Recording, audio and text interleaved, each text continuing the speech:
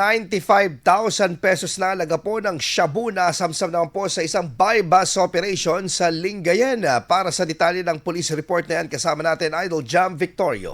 104.7 IFM Report.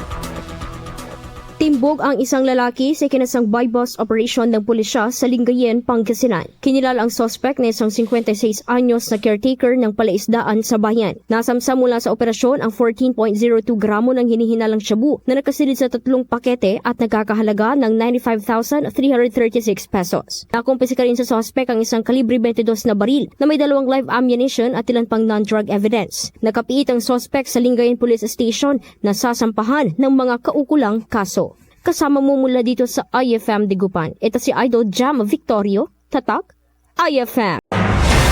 IFM News. IFM News. IFM News.